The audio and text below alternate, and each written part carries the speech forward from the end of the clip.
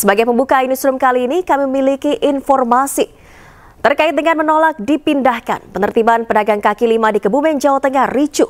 Petugas Satpol PP mengaku sudah sesuai SOP saat menjalankan proses penertiban para PKL tersebut.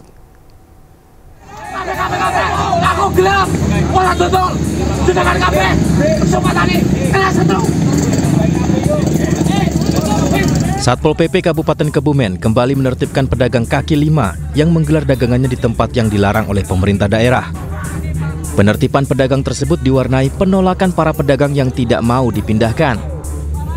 Para pedagang kaki lima pindahan dari alun-alun ini membuka lapak mereka di Jalan Maijen Sutoyo, namun berdasarkan peraturan daerah, kawasan tersebut dilarang dipergunakan untuk berjualan. Teman-teman kita dari Satpol PP juga Polri dan TNI sudah mengingatkan, namun mereka belum beranjak dari tempat usaha mereka yang memang berkebutuhan. Menurut para pedagang, lapak yang tersedia di kawasan jalan tersebut tepatnya pada sisi kanan jalan bisa dimanfaatkan oleh para pedagang, namun sudah dipenuhi oleh pedagang lain sehingga pedagang berpindah ke sisi kiri jalan. Namun sisi kiri merupakan area yang dilarang digunakan untuk pedagang membuka lapaknya oleh pemerintah daerah. Dari Kebumen, Jawa Tengah, Johartoyo, iNews melaporkan. Pemirsa, pasca kebakaran 2 kapal nelayan di dermaga Marina Ancol, Pademangan, Jakarta, petugas masih menutup dermaga.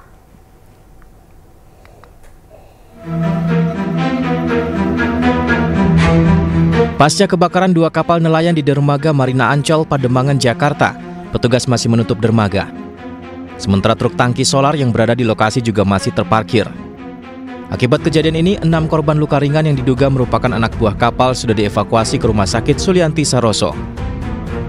Sementara 1 orang korban tewas diduga merupakan sopir mobil tangki solar bernama Tommy. Korban tewas ditemukan saat petugas melakukan penyisiran di sekitar lokasi kejadian dan langsung dibawa ke RS Polri Kramat Jati, Jakarta.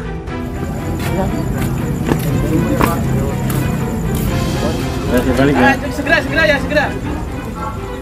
Ada tangki juga. Sebelumnya diduga akibat percikan api, 2 kapal nelayan yang sedang mengisi bahan bakar di dermaga Marina Ancol, Pademangan, Jakarta terbakar. Banyaknya bahan bakar solar membuat api cepat membesar dan sulit dipadamkan.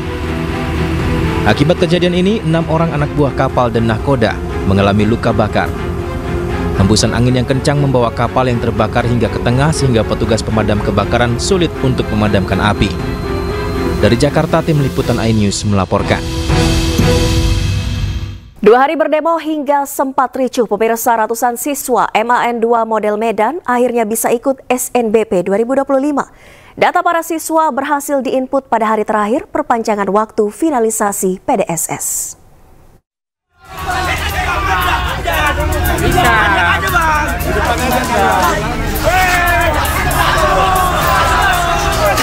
Inilah kericuhan yang sempat terjadi di MAN 2 model Medan saat ratusan siswa kelas 12 berdemo pada Jumat pagi. Mereka protes tak bisa ikut SNBP 2025 lantaran pihak sekolah terlambat memasukkan data ke portal PDSS. Namun kini para siswa dan orang tua bisa bernapas lega. 332 siswa akhirnya dapat mengikuti SNBP setelah data mereka berhasil diinput tepat waktu di hari terakhir perpanjangan waktu finalisasi PDSS. Solusi ini didapat setelah pihak sekolah bertemu dengan pihak Kemenak dan Kemendikti-Saintek di Jakarta. Alhamdulillah, hari ini terjawab sudah apa yang kita risaukan. Anak-anak kita berhasil untuk pengisian data di PDSS. Kami mohon maaf, ini pelajaran berharga bagi kami. Mudah-mudahan ke depan kita bisa mengawal, saya juga sebagai kepala bisa lebih awas, bisa lebih perhatian dalam memandu atau mengontrol kegiatan yang ada di madrasah kita. Sebelumnya demo dilakukan ratusan siswa selama 2 hari berturut-turut. Mereka kesal karena pihak sekolah tidak kunjung menyelesaikan input data meski finalisasi PDSS sudah 3 kali diperpanjang. Dari Medan, Sumatera Utara, Ahmad Ridwan Nasution, iNews melaporkan.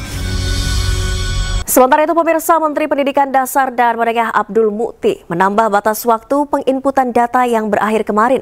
Penambahan waktu tersebut dilakukan untuk penginputan PDSS yang memicu demo siswa.